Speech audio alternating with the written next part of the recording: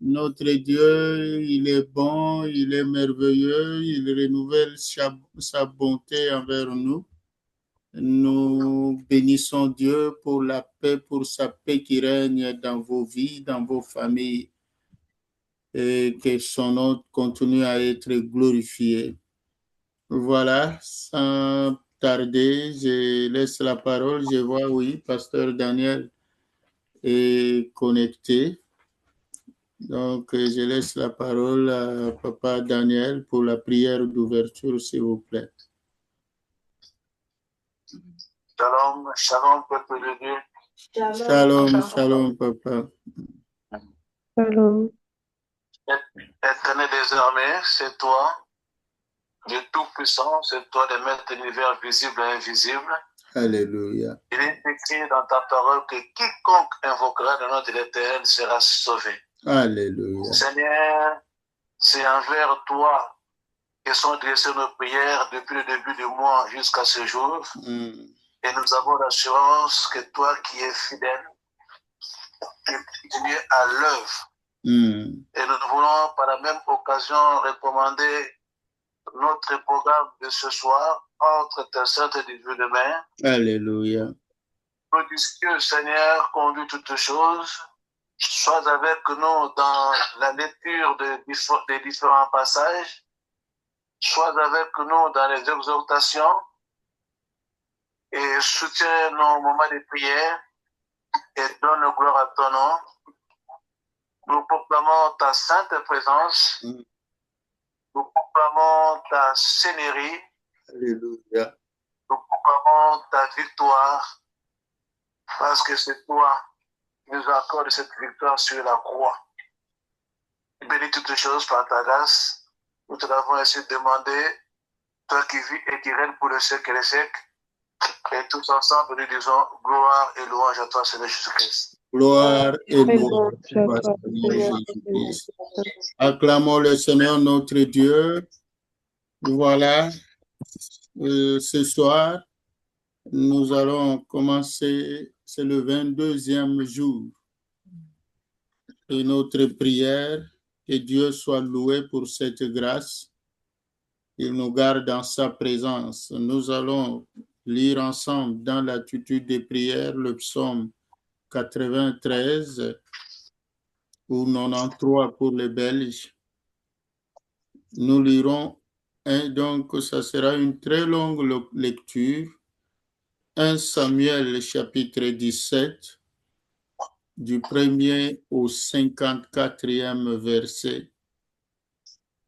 Et nous donnerons un petit commentaire et ensemble, donc, non, je vais lire, donc moi je vais lire 1 Samuel 17, 1 à 54, Juge chapitre 5, 1 à 15, et je vais laisser la parole. Et Pasteur Guigui est là. Qui doit conduire aujourd'hui, s'il vous plaît? C'est Roy, je pense. Hein? Oui, papa. Ah, ok. Oui. Donc, je vais laisser la parole à Roy pour nous conduire dans un moment de prière. Et ensuite, nous lirons ensemble le psaume 94 dans l'attitude de prière. Sans tarder, que chacun prenne sa Bible. Nous lisons le psaume 93. L'Éternel règne. L'Éternel règne. Il est revêtu de majesté. L'Éternel est revêtu. Il est saint de force. Aussi le monde est ferme. Il ne chancelle pas. Ton trône est établi dès les temps anciens. Tu existes de toute éternité. Le fleuve élève, ô Éternel, le fleuve élève leur route retentissante, plus que la voix des grands sont des flots impétueux. La mer, les éternel est puissant dans les lieux célestes. Les témoignages sont entièrement véritables. La sainteté plus que la voix de ta maison, ô Éternel, pour toute la durée des temps. Témoignages sont entièrement véritables. Alléluia. Amen. Ta maison, ô Éternel, toute la durée des temps. Amen. Amen. Amen. Donc, ça sera l'adoration inspirée de ces psaumes qui montrent la toute-puissance de Dieu, qui montrent la divinité de Dieu, qui montrent que Dieu seul est Dieu. En dehors de lui, il n'y a point de Dieu. Il n'y a que lui qui peut dompter les flots de la mer. Il n'y a que lui qui peut dompter même les tempêtes. Même la nature est soumise à lui. Donc, tout l'adore. Tout est soumis à lui. Donc, c'est un psaume d'adoration où on élève Dieu, on fait contempler la grandeur de Dieu. Je vais lire 1 Samuel chapitre 17. Les Philistins réunirent leurs armées pour faire la guerre et ils se rassemblèrent à Soko, qui appartient à Juda. Ils campèrent entre Soko et Azeka, à Éphèse d'Amin. Saoul et les hommes d'Israël se rassemblèrent aussi. Ils campèrent dans la vallée de Térébim et ils se mirent en ordre de bataille contre les Philistins. Les Philistins étaient vers les montagnes d'un côté et Israël était vers la montagne de l'autre côté. La vallée les séparait. Un homme sortit alors du camp des Philistins et s'avança entre les deux armées. Il se nommait Goliath. Il était de Gad et il avait une taille de 6 coudées et un empan. Donc, laissez-moi lire, s'il vous plaît. Sur sa tête était un casque d'airain et il portait une cuirasse en étaille de poids de 5000 cycles d'airain. Il avait aux jambes une armure d'airain et un javelot d'airain entre les épaules. Le bois de sa lance était comme une ensouple de tisserand et la lance. Donc, s'il y a moyen de fermer vos micros pendant que je lis et je vais faire les commentaires et après, on peut ouvrir le micro, s'il vous plaît.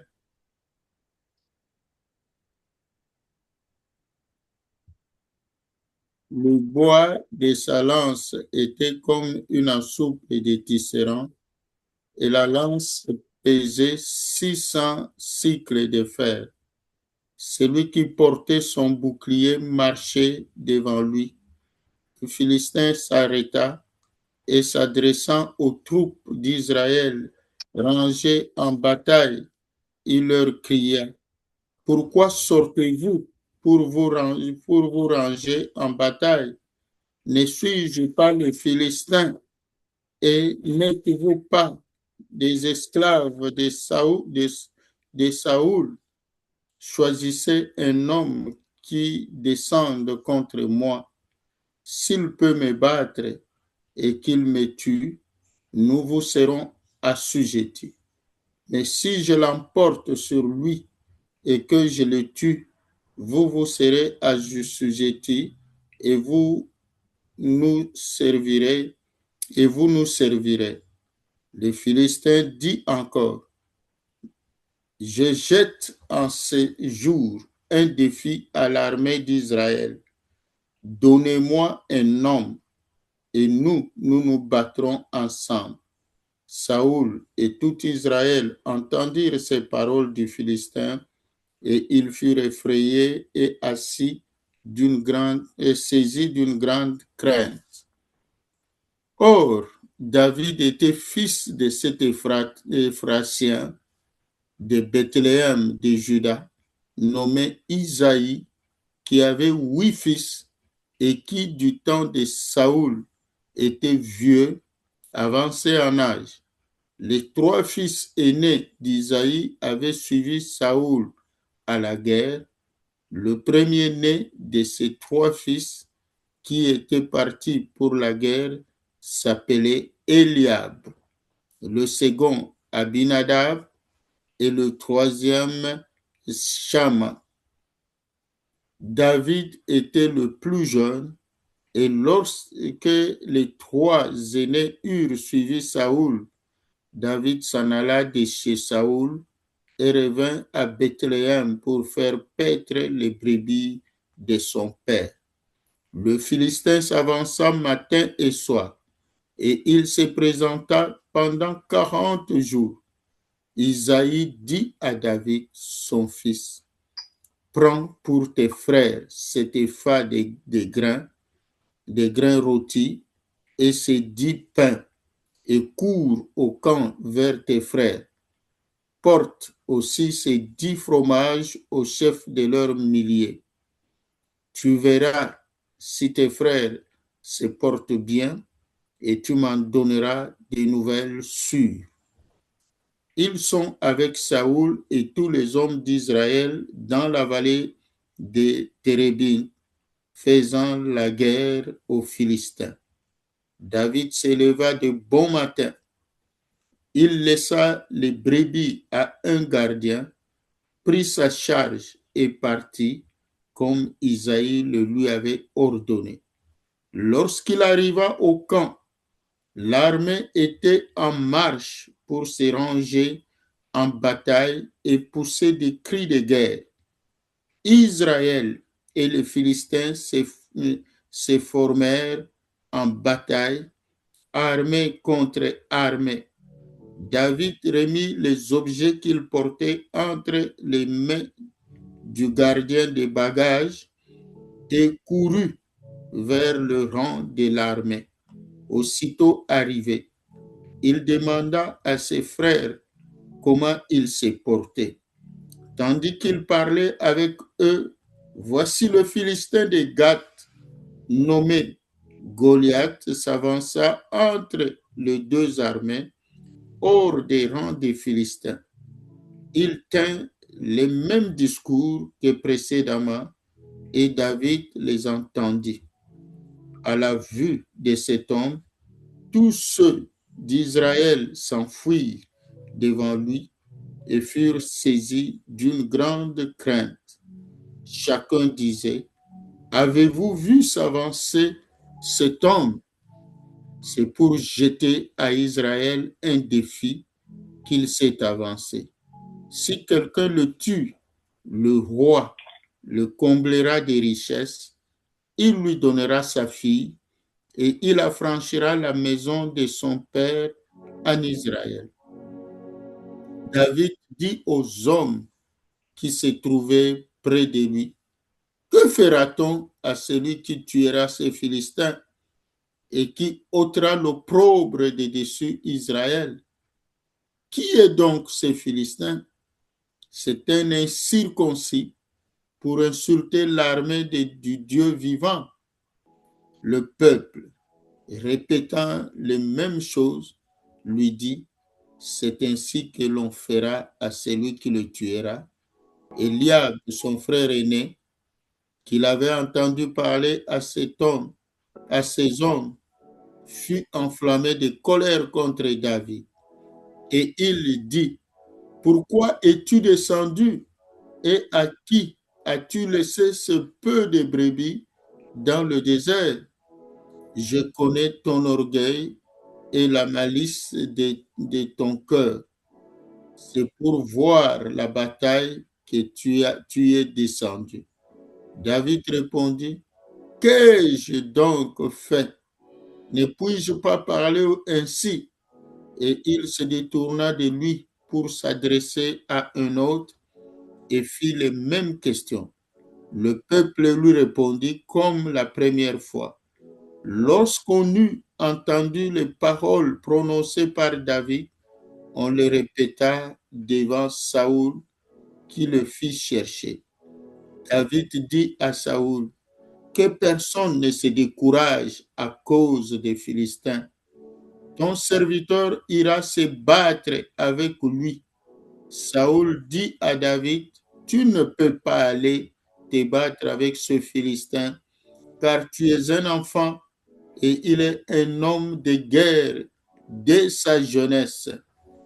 David dit à Saoul, ton serviteur faisait paître les brebis de son père, et quand un lion ou un ours venait en enlever une du troupeau, je courais après lui, je le frappais et j'arrachais la brebis de sa gueule. S'il se dressait contre moi, je le saisissais par la gorge, je le frappais et je le tuais. C'est ainsi que ton serviteur a terrassé le lion et l'ours, et il en sera des Philistins, de cet incirconcis, comme de l'un d'eux, car il a insulté l'armée du Dieu vivant. David dit encore, l'Éternel qui m'a délivré de la griffe du lion et de la patte de l'ours, me délivrera aussi de la main des Philistins. Et Saoul dit à David, va, et que l'Éternel soit avec toi. Saoul fit mettre ses vêtements à David.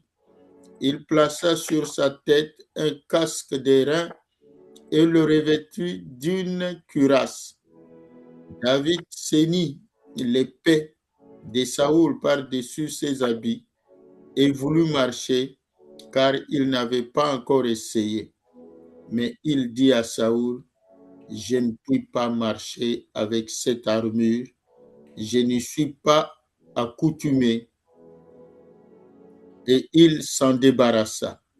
Il prit en main son bâton, choisit dans le torrent 5 pierres polies et les mit dans sa gibecière de berger et dans sa poche. Puis, sa fronde à la main, il s'avança contre le Philistin. Le Philistin s'approcha peu à peu de David et l'homme qui portait son bouclier marchait devant lui. Le Philistin regarda et lorsqu'il aperçut David, il le méprisa, ne voyant en lui qu'un enfant blond et d'une belle figure. Le Philistin dit à David, suis-je un chien pour que tu viennes à moi avec des bâtons? Et après l'avoir maudit par ses dieux, il ajouta, viens vers moi et je donnerai ta chair aux oiseaux du ciel et aux bêtes des champs. David dit aux Philistins, tu marches contre moi avec l'épée, la lance et le javelot, et moi je marche contre toi au nom de l'Éternel des armées, du Dieu de l'armée d'Israël que tu as insulté. Aujourd'hui, l'Éternel te livrera entre mes mains. Je t'abattrai et je te couperai la tête. Aujourd'hui, je donnerai les cadavres des camps des Philistins aux oiseaux du ciel et aux animaux de la terre. Et toute la terre saura qu'Israël a un Dieu. Et toute cette multitude saura que ce n'est ni par l'épée ni par la lance que l'Éternel sauve, car la victoire appartient à l'Éternel et il vous livre entre nos mains. Aussitôt que le Philistin s'est mis en mouvement pour marcher au-devant de David, David courut sur le champ de bataille. David courut sur le champ de bataille à la rencontre du Philistin. Il mit la main dans sa gibecière et prit une pierre et la lança avec sa fronde. Il frappa le Philistin au front et la pierre s'enfonça dans le front du Philistin qui tomba le visage contre terre. Ainsi, avec une fronde et une pierre, David fut plus fort que le Philistin. Il le terrassa et lui ôta la vie sans avoir l'épée à la main.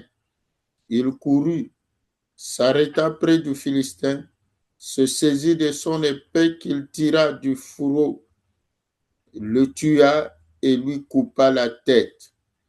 Les Philistins, voyant que leur héros était mort, ils prirent la fuite. Et les hommes d'Israël et de Juda poussèrent des cris et allèrent à la poursuite des Philistins jusque dans la vallée et jusqu'aux portes d'Écron.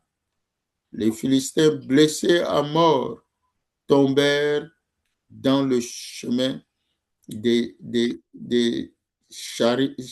Charaïm jusqu'à Gath et jusqu'à Écron. Et les enfants d'Israël revinrent de la poursuite des Philistins et pillèrent leur camp.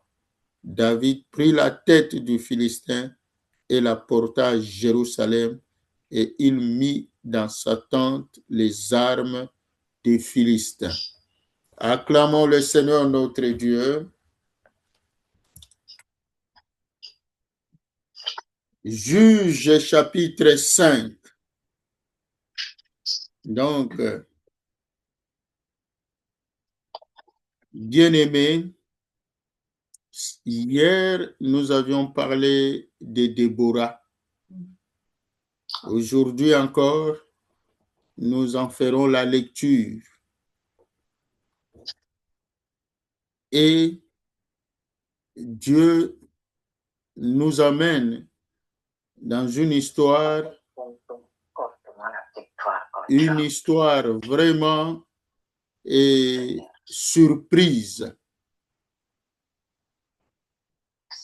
Un enfant qui arrive à abattre, à terrasser un héros des ennemis, un adulte, un guerrier, un enfant sans aucune formation militaire.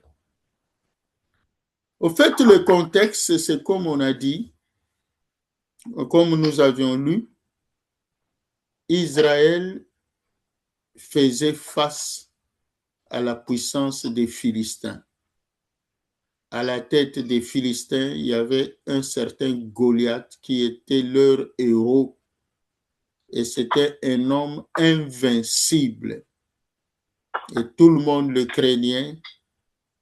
À lui seul, il arrivait à terroriser toute l'armée d'Israël. Mon frère, ma soeur, ce soir, tu dois comprendre une chose. Parce que cette histoire de Goliath, c'est une histoire d'humiliation d'Israël.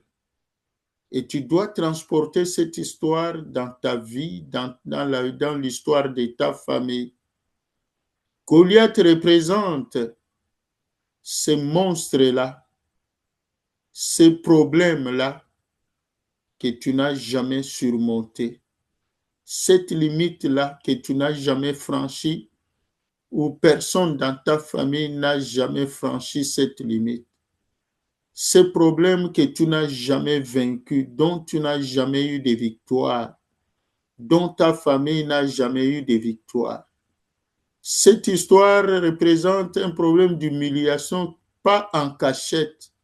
C'est une humiliation publique, connue de tout le monde. Quelle est ta situation?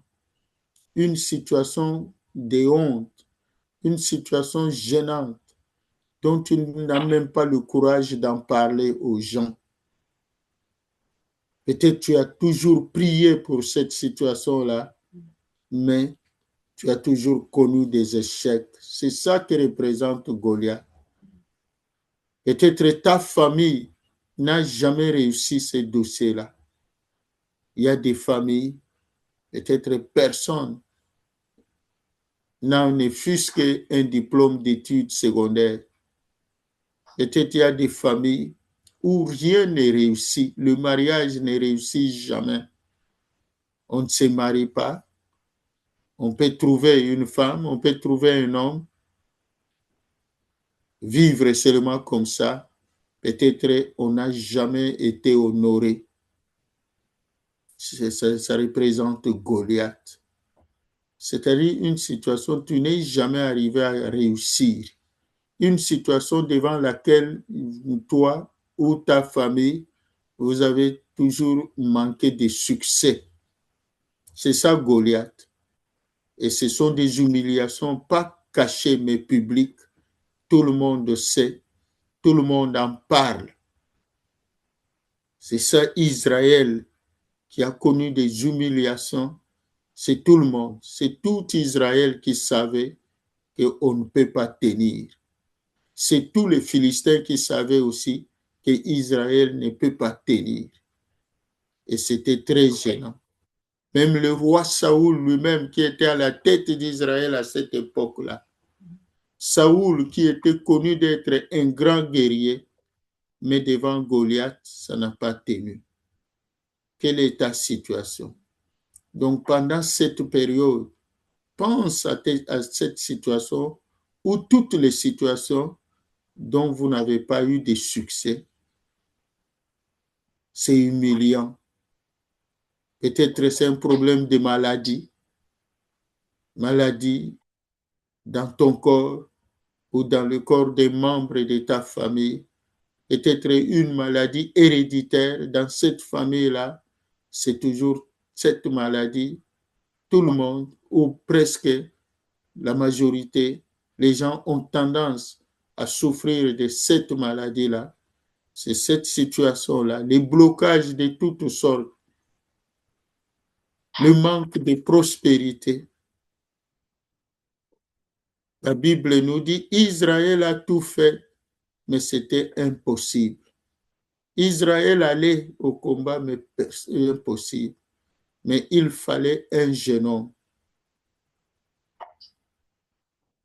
un faible,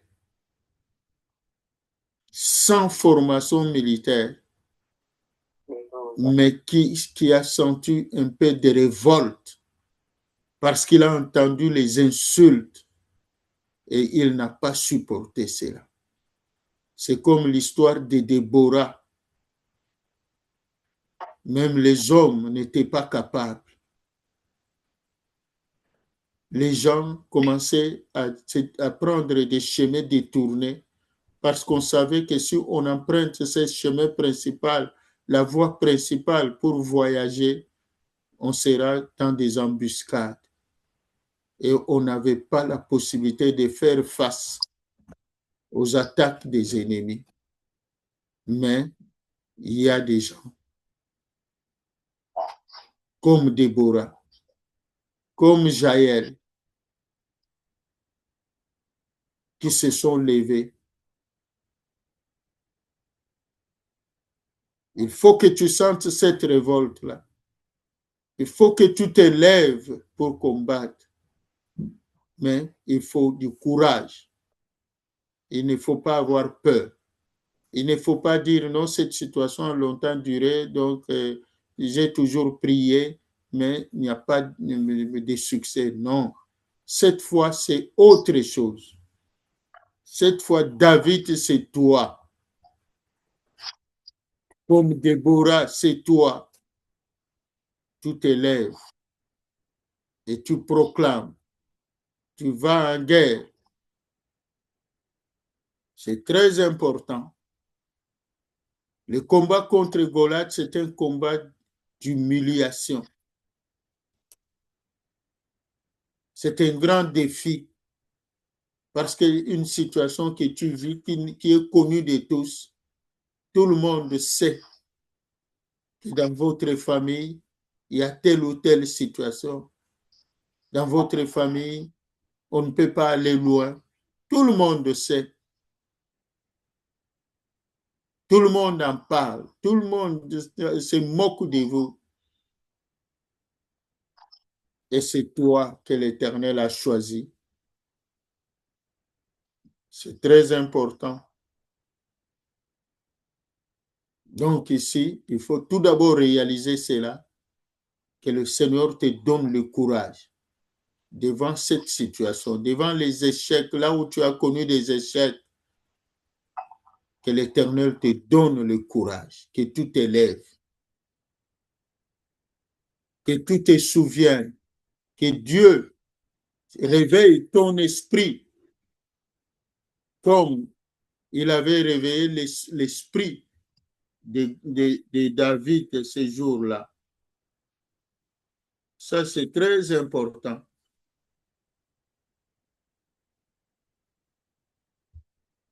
Florence, s'il te plaît, tu peux fermer ton micro, ma fille, pour éviter tous les dérangements. Fermez le micro pendant que j'exhorte pour ne pas être distrait. Donc, tout le monde ferme le micro, s'il vous plaît.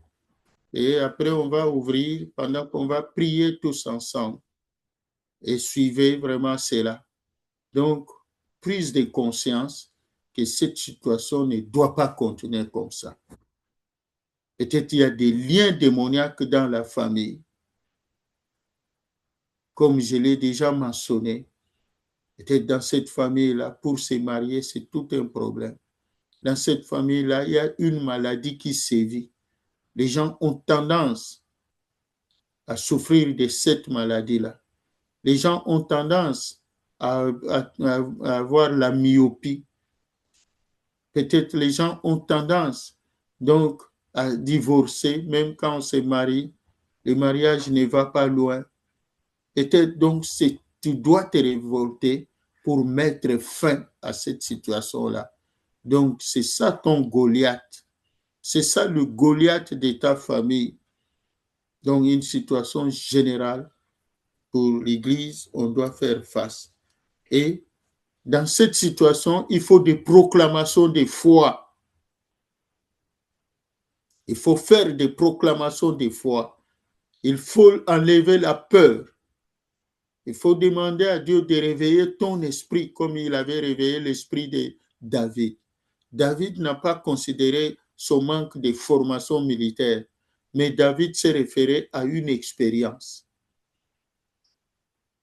Il a réussi à tuer le lion. Il a réussi à tuer l'ours.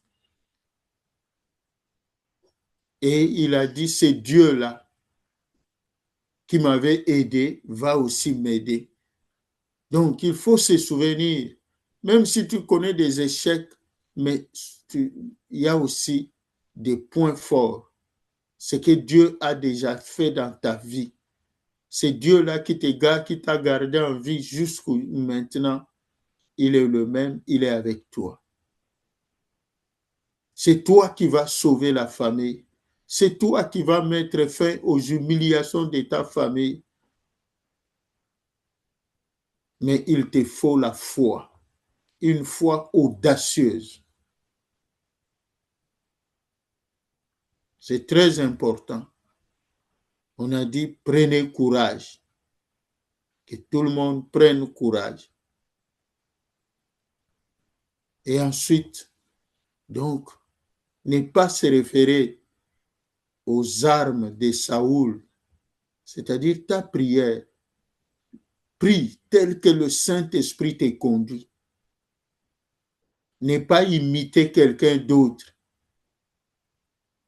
C'est très important. David a eu une inspiration originale. L'armure de Saoul était trop lourde pour lui. Il n'a pas pu. Il s'est débarrassé de cela. Donc, il ne faut pas compter sur la prière de quelqu'un d'autre, mais demande à Dieu de te remplir de sa puissance, de sa présence pour anéantir. Donc, tu fais des proclamations. Ça, c'est très important parce que David a fait des proclamations de foi. Il a proclamé, il a dit à Goliath, aujourd'hui, je vais te couper la tête, je vais te tuer. Chose qui ne s'était pas encore faite, chose qui n'avait jamais été réalisée. Mais David a fait des proclamations et cela est arrivé.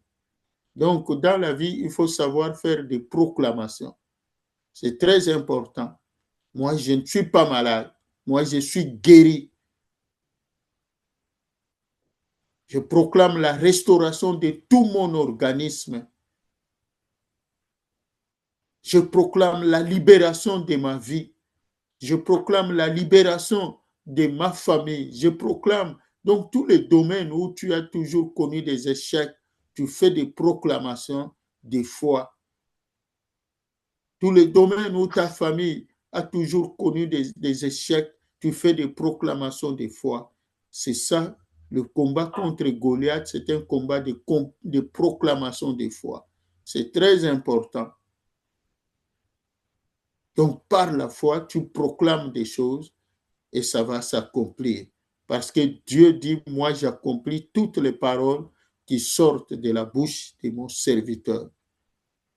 Donc tu proclames, moi je vivrai. Moi je vais entrer dans l'année 2026. Rien ne m'arrêtera.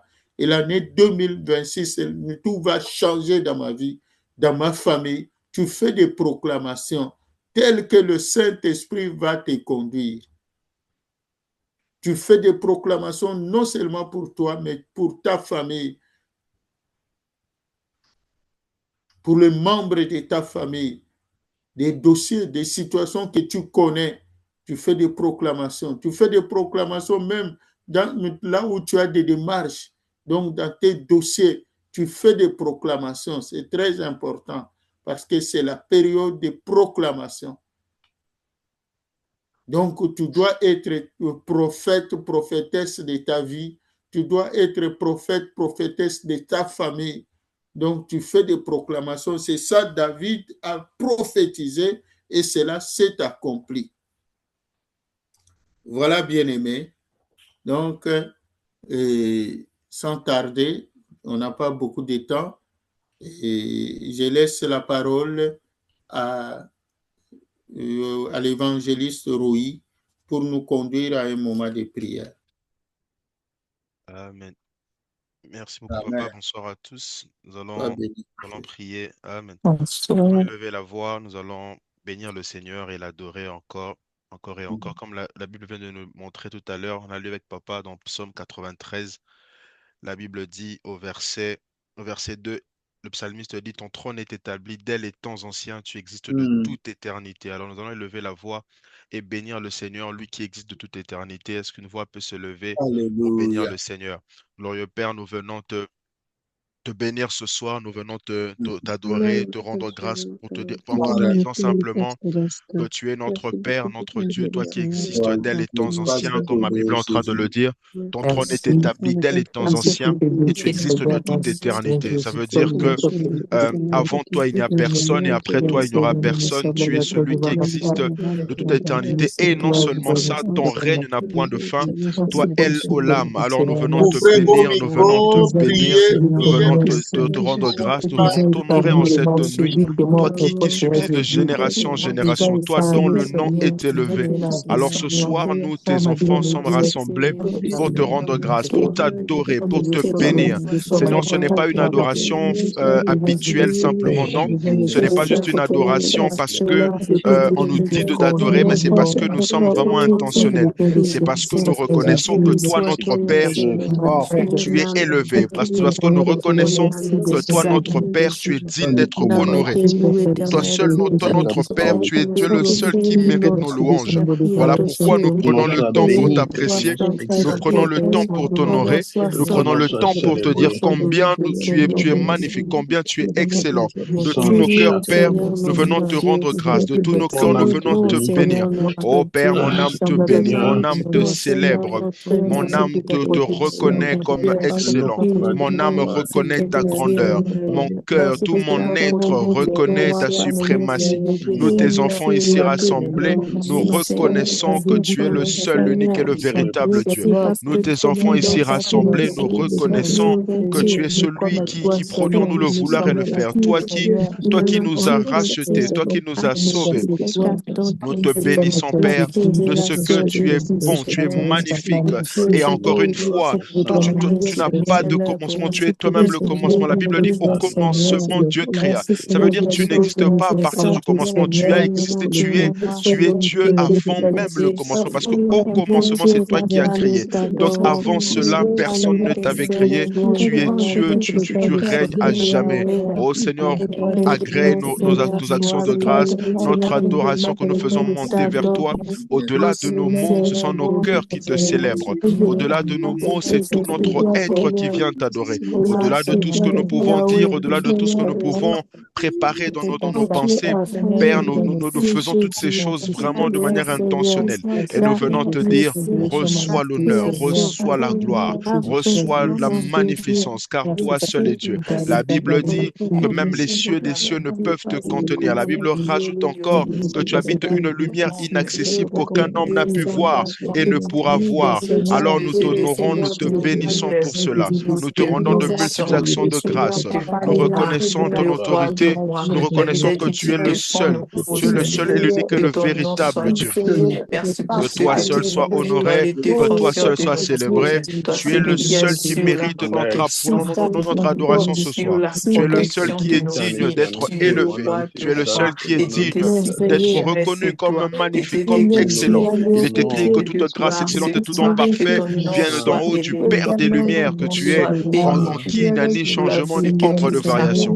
Puisque en toi il n'y a ni changement ni ombre de variation, nous venons te célébrer, nous venons t'honorer, nous venons te rendre grâce, nous venons te dire, Père, reçois l'honneur, reçois la gloire. Les hommes de ce monde peuvent dire de toi, Jésus, que tu n'es qu'un simple un leader religieux, un simple prophète, mais pour nous, non, tu n'es pas un simple prophète. Pour nous, tu es Dieu.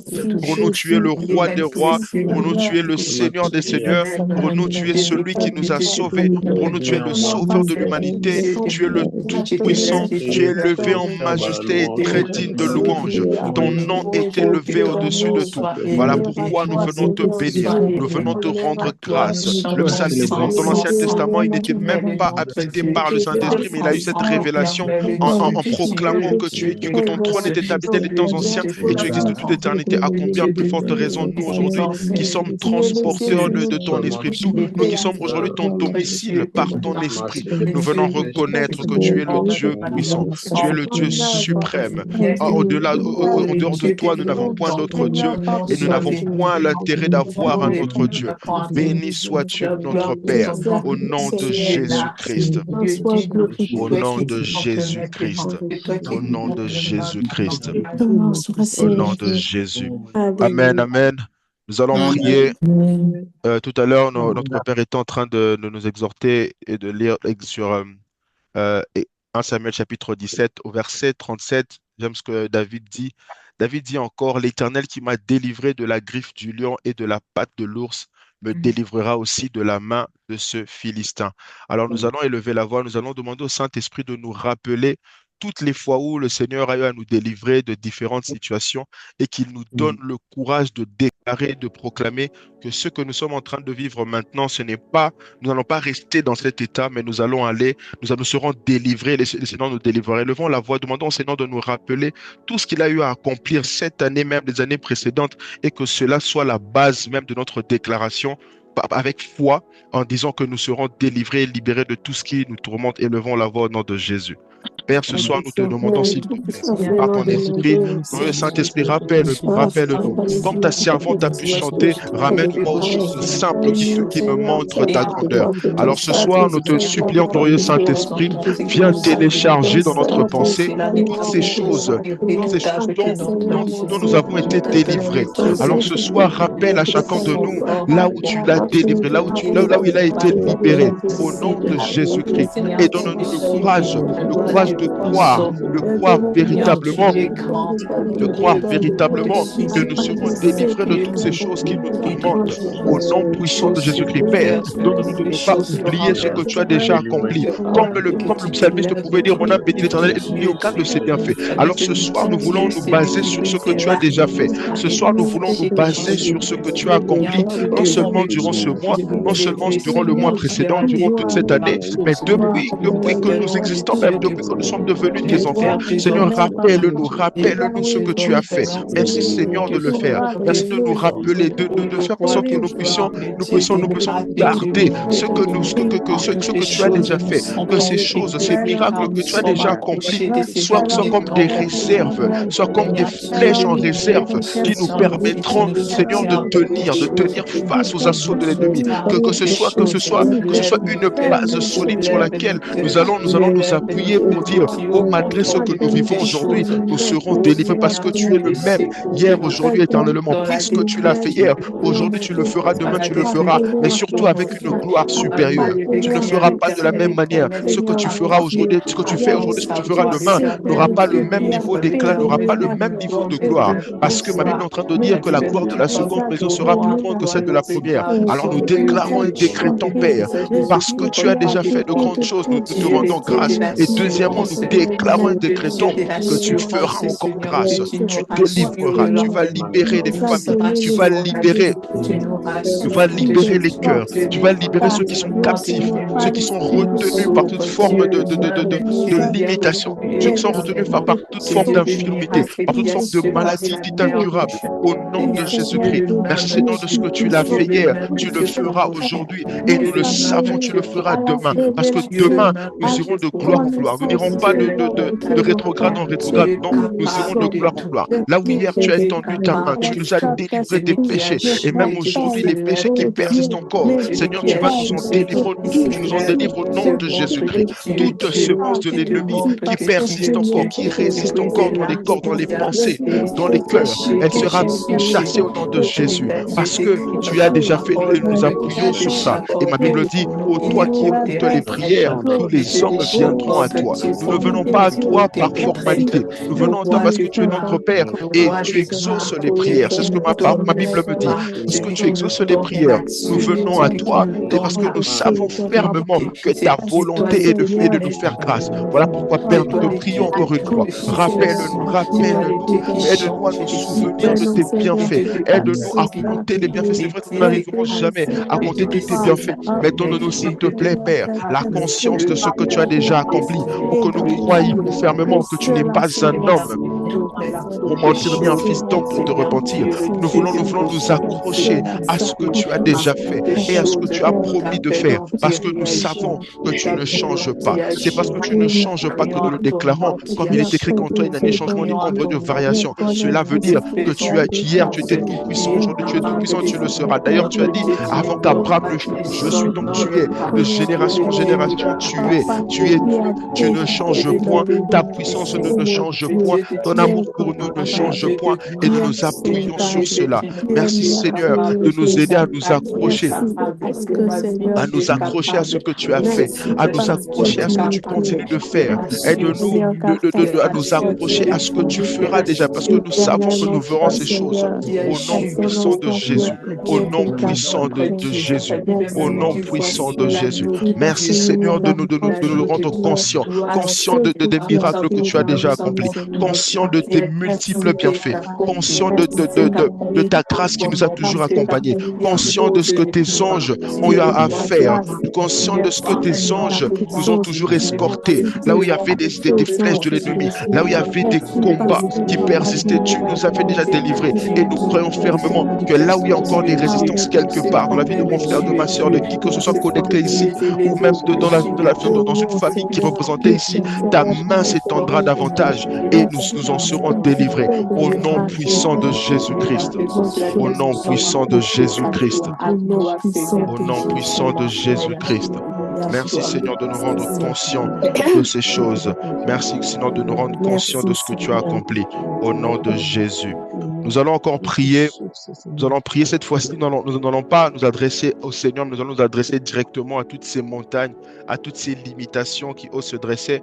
David, au verset 45 de 1 Samuel 17, il ne parle pas à quelqu'un d'autre, mais il parle tout de suite au Philistin qui est Goliath. Il dit, tu marches contre moi avec l'épée, la lance et le javelot, et moi je marche contre toi au nom de l'Éternel des armées, du Dieu de l'armée d'Israël que tu as insulté. Donc nous allons tout directement parler à ces limitations, à ces esprits qui viennent tourmenter nos familles, qui viennent nous tourmenter, et leur dire qu'ils seront détruits et anéantis au nom de Jésus-Christ. Élevons la voix et parlons avec autorité à toutes ces voix, à tous ces esprits au nom de Jésus-Christ. Prions. Au nom puissant de Jésus, je viens devant toi. Toi maladie dite incurable qui persiste dans les familles, dans les corps des membres de nos familles. Je déclare et je décrète que tu n'as aucune emprise sur nous. Toi, Satan et tes acolytes. Je répète, je rappelle encore, il y a plus de 2000 ans à la croix, Jésus-Christ a vaincu. Ça veut dire que vous n'avez aucun pouvoir. Vous qui êtes des voix de malédiction, des voix de réclamation sur nos vies, nous déclarons ce soir que vous êtes nuls et sans effet. Seule la voix du sang de Jésus parle et continuera de parler en notre faveur. Pour toutes ces voix qui venaient pour détruire, pour distraire, pour décourager, nous déclarons et décrétons ce soir que le son de vos voix se taise maintenant. Le son de vos voix se taise maintenant. Seule la voix du sang de Jésus, la voix de l'Esprit de Dieu continuera de crier en notre faveur. Seule la voix du bon berger se fera retentir. Ça veut dire que nous suivrons la trajectoire choisie par le bon berger. Nous ne suivrons pas ces voies maléfiques. Donc toi, Satan et tes acolytes, ce soir, nous venons vous rappeler que tout ton royaume, toi, Satan, tout ton royaume et toi-même, vous avez déjà été désarmés au nom puissant de Jésus-Christ. Comme il est écrit, si tu parles à cette montagne, tu lui dis, toi de là, elle sera ôtée. Et je me tiens là ce soir, au nom de Jésus-Christ, pour parler à toi, échec qui a aussi tourmenté des vies, tourmenté des destinées. Je t'annonce et je te rappelle que ton pouvoir a déjà été anéanti. Il y a plus de 2000 ans à la croix. Notre Seigneur Jésus-Christ est allé à la croix et à la fin, il a dit tout est accompli. Ça veut dire, dans tout ce qu'il a fait à la croix, toi, échec, tu n'as plus de place. Toi, échec, tu n'as plus de place. Toi, blocage, tu n'as plus de place. Toi, limitation, tu n'as aucune place dans les familles. Parce que Jésus-Christ règne. Parce que Jésus-Christ est Dieu.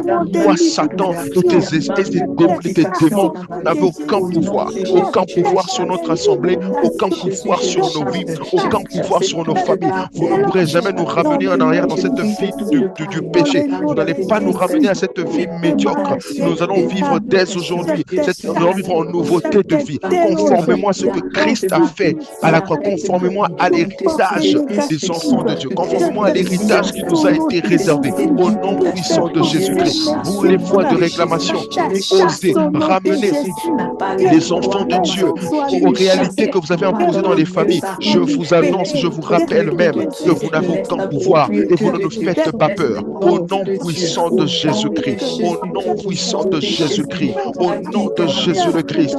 Nous déclarons que nous sommes libres. Nous sommes libres en Jésus-Christ. Nous déclarons que nous sommes affranchis. Nous sommes affranchis.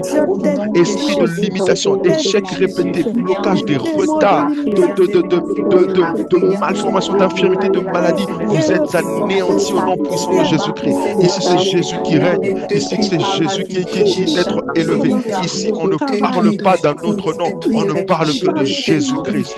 On ne parlera que de Jésus-Christ. C'est ce que nous déclarons ce soir. C'est ce que nous déclarons ce soir. Avec foi, pas avec peur, avec foi, avec assurance, avec vigueur, avec conscience de qui est Christ et de qui nous sommes en Christ. Nous proclamons la victoire. Nous proclamons la victoire totale. Nous proclamons la dimension de la joie parfaite. Pas la joie partielle, mais la joie parfaite. Ça veut dire dans tous les domaines, on doit voir le règne de Dieu. On ne fera pas on ne te fera pas toi Satan. On ne fera pas tes démons. On ne fera pas ces esprits.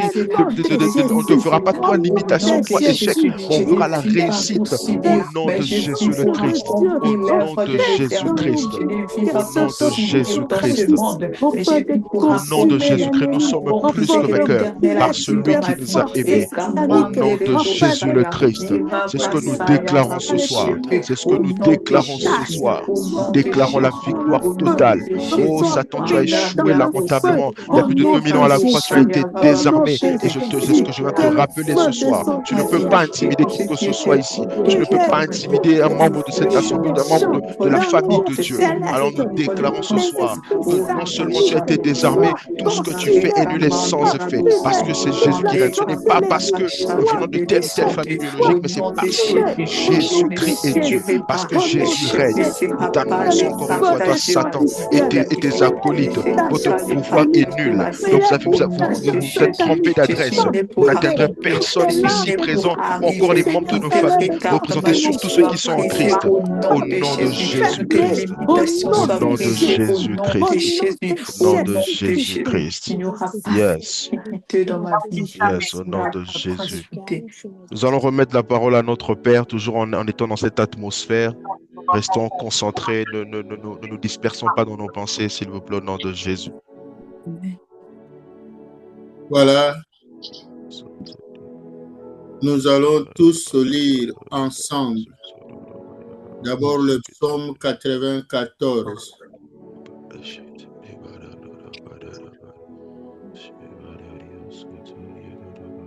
Psaume 94. Nous allons lire ensemble dans l'attitude de prière, s'il vous plaît. Dieu des vengeances. Dieu des vengeances éternelles. Dieu des vengeances pareilles. Lève-toi, juge de la terre. Aux superbes selon leur Parce que Zascon et les méchants, ô Éternel,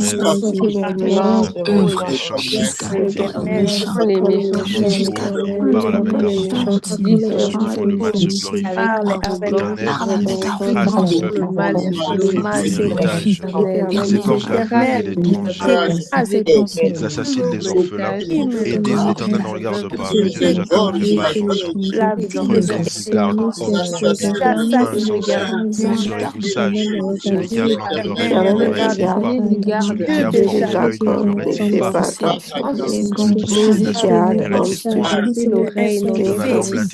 qui suit la suite n'irait-il pas? Donne à l'homme l'intelligence. L'Éternel connaît les pensées de l'homme, il sait qu'elles sont mauvaises. Heureux l'homme que tu châties, ô Éternel, et que tu instruis par ta loi, pour le calmer au malheur, jusqu'à ce que la fosse soit creusée par un méchant.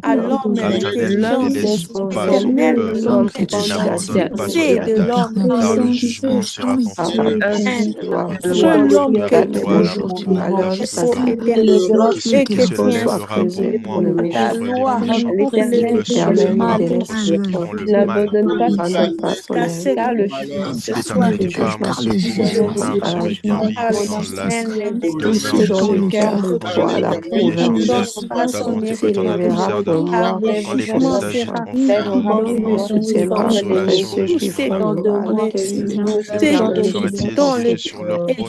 Ceux qui formulent des desseins contre le de la loi, qui se rassemblent contre la vie du juste et condamnent le sang innocent. L'Éternel est ma retraite, mon Dieu est le rocher de mon refuge. Il fera retomber sur eux leur iniquité, et il les anéantira par leur méchanceté. L'Éternel notre Dieu les anéantira. Ils rassemblent contre la vie du juste et ils condamnent les autres innocents. Mais l'Éternel est ma retraite et le rocher de mon salut. Il fera retomber sur eux leur iniquité et les anéantira par la méchanceté. L'Éternel est ma retraite, mon Dieu est le rocher de mon salut. Il fera retomber sur eux leur iniquité et les anéantira. L'Éternel est ma retraite. Notre Dieu les anéantira. Il fera tomber sur eux leur iniquité et il anéantira leur méchanceté. L'Éternel, notre Dieu, les anéantira par leur méchanceté. L'Éternel, notre Dieu, les anéantira. Acclamons le Seigneur, notre Dieu. Et nous allons dans 5, Juge chapitre 5, 1 à 15. Nous allons lire ensemble. En ce jour-là, Déborah chantait 58, Barak, chefs avec sont mis à la et tête du peuple. Sont mis à la tête du peuple en disant, le peuple que nous saison l'Éternel, sois devant l'Éternel. je chanterai à l'Éternel l'Éternel, Israël, je chanterai à l'Éternel, Commence à le lui Dieu chanter chanterai à d'Israël. l'Éternel. Ô Éternel, Ô Éternel, de de prière, Vous êtes devant les qu'avant royaumes. chant de Vous louange, tressaillez devant l'Éternel, bénis les là, Israël. les Louez cieux cherche se ton retire, Jacob. les nuées La se natte entendit jaillir de l'humidité abandonnée. les montagnes Les s'ébranlèrent cieux connaissent le chemin d'Adonai. Les chefs Sinaï s'accrochent devant aux forces d'Israël. Sans force et sans joug, l'Éternel, la gloire de Dieu demeure en Israël. Dieu a choisi de l'Alliance. Alors la guerre était reportée. Le royaume était plié au sud. Et lorsqu'on cherchait 40 000 guerriers en Israël, comparés aux chefs d'Israël, à ceux du peuple d'Égypte, on ne trouvait pas parmi eux. Bénissez l'Éternel, vous Israélites dont je suis le Dieu. Dieu est au chef d'Israël, Désaltérez-vous, vos paroles de chant Soyez leur voix l'Éternel les chants du et milieu les des blanches. abreuvoirs. Célèbre les bienfaits de Au l'Éternel. siège Les d'établir, bienfaits de vous son marchez sur conducteur la terre, Israël, car le et but de que les l'Éternel descend sur vos bouchisseurs portes. voient les actions. Réveille-toi, Les réveille-toi, abreuvoirs Déborah. célèbrent Réveille-toi, l'alliance et réveille-toi, bien Déborah. fortifiant. Lève-toi, Barak. Tous les opposants en Israël. Alors le peuple de Alors un l'Éternel reste du peuple déclara, n'osait pas déposer. L'Éternel donna la victoire sur l'Éphraïm. L'Éphraïm arriva les habitants d'Amalek. Amen. Judas commença Benjamin par retalier. Les De Machon vinrent des Amen. chefs, les habitants des campagnes. De 15, Non, un Issachar reste suivirent du avec peuple Déborah. demeure. Issachar suivi Barak. Et ils envoyèrent sur ses réveille-toi, pas Déborah. dans la vallée, près des Réveille-toi ruisseaux de bien. Rubén. Selon la Ce furent nuit, les hommes le de son zéro, cœur. Plein Pourquoi es-tu d'étapes, resté ville d'Abdon, selon les habitants d'Amalek, près d'Abel marche à Bethléem, Parce que rues furent les délibérations du cœur. Galad ôtait Gilad, Jourdain ne pas quitter sa demeure. Pourquoi Dan s'est-il tenu sur les navires? envoyé sur Azer ses s'est assis sur le rivage de la mer et s'est reposé dans ses tentes. les Zabulon résolutions est un du peuple qui affronte à la mort, milieu et des eaux. Nephthali de même sur ses hauteurs des champs. L'événement Les de rois Dieu vinrent, au-dessus de combattirent, alors Nous combattirent les rois furent de les Canaan la à vallée, Tanak, habitation du aux eaux cœur, de de Médé. la Ils puissance le les remportèrent avec le butin et l'argent. Les cieux ont Ils se combattu, levèrent à de leur serre sentier les assis sur étoiles les rivages combattirent de la contre mer Sisera. et s'est reposé dans Le ses torrent de estomacs. Kisson les a entraînés, le torrent des anciens temps, le torrent de Kisson en âme sous les Les pieds hommes des héros. d'Israël Alors les talents des chevaux retentirent à la fuite précipitée de leur cri. Odyssée Méroz, l'ange de l'Éternel. Odyssée, Odyssée, ça veut dire Amen, amen. tourner. Acclamons le Seigneur notre Dieu. C'est ça, ce sont des proclamations de foi. C'est très important et on le fait debout. Je vous le rappelle. Donc, c'est debout parce que là, on s'adresse à l'ennemi, c'est-à-dire le problème qui t'attaque. Peut-être que tu as un diagnostic sévère. Parle à cette maladie-là. Donc, proclame que tu ne mourras pas. C'est très important. Voilà. Et je vais laisser la parole à papa. Apparemment, papa Daniel est déconnecté. Papa, nous sommes là. Ah, ok. Voilà. Donc, papa Daniel va nous faire la prière de clôture, s'il vous plaît.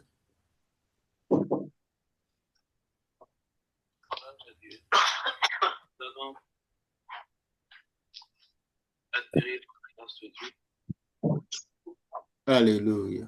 Seigneur, c'est toi qui dans ta parole que ton Dieu ordonne que tu sois fils. Et nous faisons, ô mon Dieu, cette déclaration de ta part.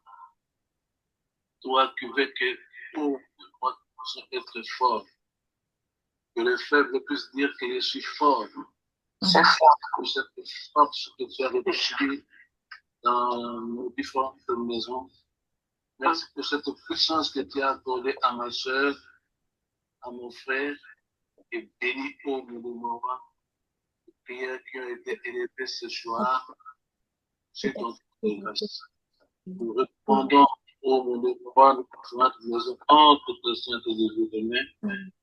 Nous recommandons notre prochaine rencontre entre tes saintes et les mains. Seigneur, l'œuvre que tu commences, tu l'achèves. Et nous avons l'assurance que tu achèves. Bénis encore mon frère, bénis encore ma soeur. Nous avons prié et tous ensemble, nous disons gloire et louange à toi.